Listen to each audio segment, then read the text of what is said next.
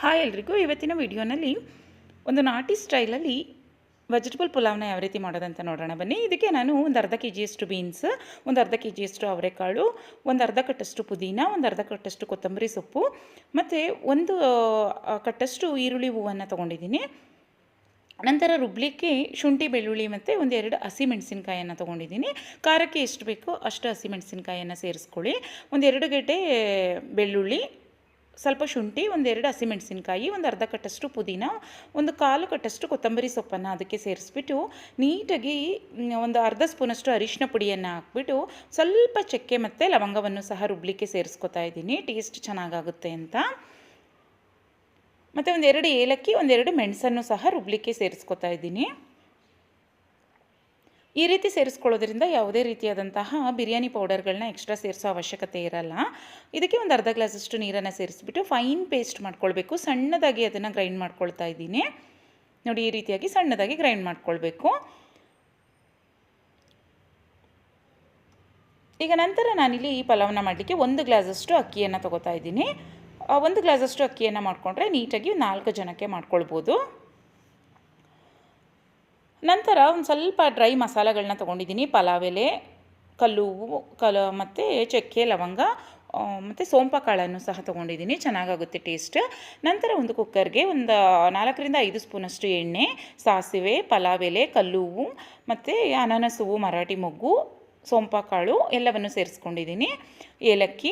ನಂತರ ಈರುಳ್ಳಿ ಹೂವನ್ನು ಸೇರಿಸ್ಕೊತಾ ಇದ್ದೀನಿ. ಈರುಳ್ಳಿ ಏನಾದರೂ ಸೇರಿಸ್ಕೊಳ್ಬೋದು, ಇಲ್ಲಾಂದರೆ ಈರುಳ್ಳಿ ಹೂವನ್ನಾದರೂ ಸೇರಿಸ್ಕೊಳ್ಬೋದು. ನಾನು ಈರುಳ್ಳಿ ಹೂವನ್ನು ಸೇರಿಸ್ಕೊಂಡಿದ್ದೀನಿ. ನಂತರ ಇದಕ್ಕೆ ಒಂದು ಬೌಲಷ್ಟು ಅವರೆಕಾಳು ಮತ್ತು ಒಂದು ಬೌಲಷ್ಟು ಬೀನ್ಸ್ನ ಸೇರಿಸ್ಕೊತಾ ಇದ್ದೀನಿ. ತುಂಬ ಚೆನ್ನಾಗಾಗುತ್ತೆ. ಕ್ಯಾರೆಟ್ನ ಬೇಕಿದ್ದರೂ ಸೇರಿಸ್ಕೊಳ್ಬೋದು. ಯಾವುದೇ ರೀತಿಯಾದಂತಹ ವೆಜಿಟೇಬಲ್ಸ್ನ ಸೇರಿಸ್ಕೊಳ್ಬೋದು. ಕ್ಯಾಪ್ಸಿಕಮ್, ಎಲೆಕೋಸು ಯಾವುದನ್ನಾದರೂ ಸೇರಿಸ್ಕೊಳ್ಬೋದು. ಬೀನ್ಸ್ ಮತ್ತು ಅವರೆಕಾಳಲ್ಲಿ ಮಾಡಿಕೊಂಡ್ರೂ ಸಹ ಪಲಾವ್ ತುಂಬ ಚೆನ್ನಾಗಾಗುತ್ತೆ. ನಾನು ಸ್ವಲ್ಪ ಅವರೆಕಾಳನ್ನ ಫ್ರೈ ಮಾಡ್ಕೊಂಬಿಟ್ಟು ನಂತರ ಮತ್ತೆ ಬೀನ್ಸ್ನ ಸೇರಿಸ್ಬಿಟ್ಟು ಫ್ರೈ ಮಾಡ್ಕೊತಾ ಇದ್ದೀನಿ. ಈಗ ನೋಡಿ, ಈ ರೀತಿಯಾಗಿ ಚೆನ್ನಾಗಿ ಎಣ್ಣೆಯಲ್ಲಿ ಫ್ರೈ ಮಾಡ್ಕೊಳ್ಬೇಕು ತರಕಾರಿಯನ್ನು, ಟೇಸ್ಟ್ ಚೆನ್ನಾಗಾಗುತ್ತೆ. ತುಂಬಾ ಬೇಡ, 1 ನಿಮಿಷ ಲೈಟಾಗಿ ಅದನ್ನು ಎಣ್ಣೆಯಲ್ಲಿ ಫ್ರೈ ಮಾಡಿಕೊಂಡ್ರೆ ಆಯಿತು ಅಷ್ಟೇ. ಮತ್ತು ಕಲರ್ ಚೇಂಜ್ ಆಗಬಾರ್ದು. ತುಂಬ ಕಲರ್ ಚೇಂಜ್ ಆಗಿಬಿಟ್ರೆ ಅಷ್ಟು ಟೇಸ್ಟ್ ಎಲ್ಲ ಹೊರಟೋಗ್ಬಿಡುತ್ತೆ. ನೋಡಿ, ಈ ರೀತಿಯಾಗಿ ನಾನು ಲೈಟಾಗಿ ಫ್ರೈ ಮಾಡ್ಕೊಂಡಿದ್ದೀನಿ.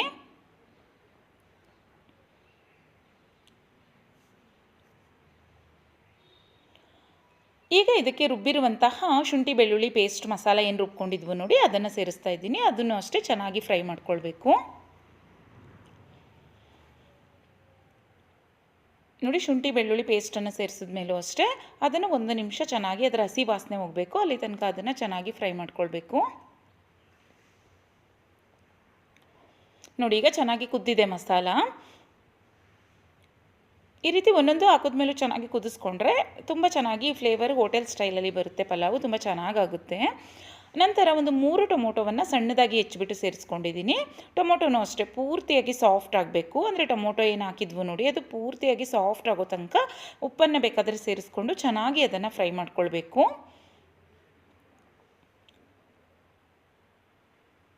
ಈಗ ಬೇಕಿದ್ರೆ ಈ ಟೈಮಲ್ಲಿ ಮುಚ್ಚಿಬಿಟ್ಟು ಮೀಡಿಯಮ್ ಟು ಲೋ ಫ್ಲೇಮ್ ಒಂದು 5 ನಿಮಿಷ ಬಿಟ್ಬಿಟ್ಟು ನೀಟಾಗಿ ಅದನ್ನು ಫ್ರೈ ಮಾಡ್ಕೊಳ್ಬೋದು.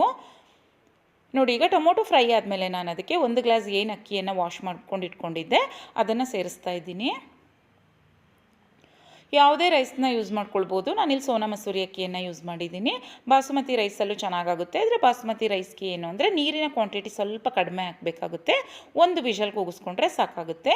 ಸೋನಾ ಮಸೂರಿ ಅಕ್ಕಿಗೆ ಏನು ಅಂದರೆ ನೀರಿನ ಕ್ವಾಂಟಿಟಿ ಡಬಲ್, ಅಂದರೆ ಅದೇನು 2ರಷ್ಟೇ ಪ್ರಮಾಣದಲ್ಲಿ ಹಾಕ್ಕೊಳ್ಬೇಕು ಮತ್ತು 2 ವಿಷಲ್ ಬರೆಸ್ಕೊಬೇಕಾಗುತ್ತೆ. ಸ್ವಲ್ಪ ಗಟ್ಟಿ ಇರುತ್ತೆ ಬಾಸುಮತಿ ರೈಸ್ಗಿನ್ನ ಸೋನಾ ಮಸೂರಿ ಅಕ್ಕಿ. ಅದರಿಂದ ಈಗ ನಾನು 1 ಗ್ಲಾಸ್ ಏನು ಅಕ್ಕಿಯನ್ನು ಸೇರಿಸಿದ್ದೆ ಅದಕ್ಕೆ 2 ಗ್ಲಾಸಷ್ಟು ಪರ್ಫೆಕ್ಟಾಗಿ ನೀರನ್ನು ಸೇರಿಸ್ತಾ ಇದ್ದೀನಿ. ಪರ್ಫೆಕ್ಟಾಗಿ ಉದುರುದ್ರಾಗಿ ಬರುತ್ತೆ.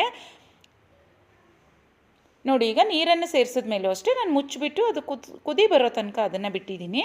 ನಂತರ ಅದಕ್ಕೆ 1.5 ಸ್ಪೂನಷ್ಟು ಉಪ್ಪನ್ನು ಸೇರಿಸ್ಕೊತಾ ಇದ್ದೀನಿ. ಅಂದರೆ ರುಚಿಗೆ ಎಷ್ಟು ಬೇಕೋ ಅಷ್ಟು ಉಪ್ಪನ್ನು ಇದಕ್ಕೆ ಸೇರಿಸ್ಕೊಂಡು ನೋಡಿ, ಈ ರೀತಿಯಾಗಿ ಚೆನ್ನಾಗಿ ಮಿಕ್ಸ್ ಮಾಡಿಬಿಟ್ಟು ಮೇಲೆ ಬೇಕಿದ್ದರೆ 1-2 ಸ್ಪೂನಷ್ಟು ತುಪ್ಪವನ್ನು ಹಾಕ್ಕೊಂಡ್ರೆ ಅದು ಇನ್ನೂ ಫ್ಲೇವರ್ ತುಂಬ ಚೆನ್ನಾಗಾಗುತ್ತೆ. ನೋಡಿ, ಈಗ ರುಚಿಗೆ ತಕ್ಕಷ್ಟು ಅದಕ್ಕೆ ಉಪ್ಪನ್ನು ಸೇರಿಸ್ಬಿಟ್ಟು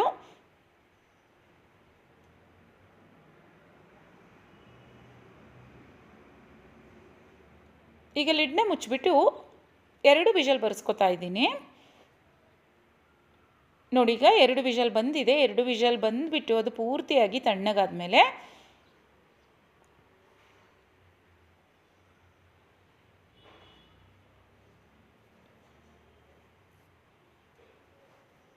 ಅದಿನ್ನೂ ವಿಷಲ್ ಹೋಗಿರಲಿಲ್ಲ ನೋಡಿ. ನಾನು ಅವತ್ತು ವಿಷಲ್ನ ಹೋಗಿಸ್ಬಿಟ್ಟು ತೆಗೆದೆ. ಪೂರ್ತಿಯಾಗಿ ತಣ್ಣಗಾದ್ಮೇಲೆ ತೆಗೀರಿ, ಇನ್ನೂ ಚೆನ್ನಾಗಾಗುತ್ತೆ. ನೋಡಿ ಪರ್ಫೆಕ್ಟಾಗಿ ಆಗಿದೆ. ಉದ್ರುದ್ರಾಗಿ ತುಂಬ ಪರ್ಫೆಕ್ಟಾಗಿ ಚೆನ್ನಾಗಿ ಬರುತ್ತೆ. ಅವರೆಕಾಳನ್ನು ಇನ್ನೂ ಜಾಸ್ತಿ ಕ್ವಾಂಟಿಟಿಯಲ್ಲಿ ಹಾಕ್ಕೊಂಡ್ರೆ ಇನ್ನೂ ಚೆನ್ನಾಗಾಗುತ್ತೆ.